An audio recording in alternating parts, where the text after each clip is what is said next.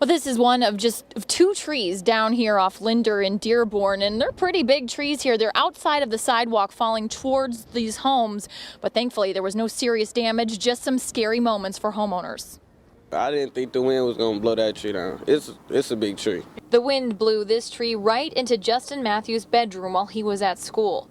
His older sister was the only one home at the time. My sister, she FaceTimed me and told me that the tree had fell into my window, and she thought it was funny. Matthew said she thought it was funny because it wasn't her room, but she was scared when it was happening. She wasn't sure what caused the shaking. She even told her mom's fiance, Rico Reeser, that she thought it might have been an earthquake. She said she felt the house shake. She came out and bam, there it was. There's this big giant tree. There was broken glass all over Justin's room, and the window is boarded up for the night. A repairman will be out tomorrow, but the whole family is very thankful this situation wasn't worse. The house wasn't hurt. The kids were fine. That, no one has to do a car insurance claim. This is the other tree. Reeser said the tree in front of his home will be taken care of by the city of Dearborn tomorrow. That's because it's on the land on the sidewalk here on the other side of the sidewalk. So good news for him and his family.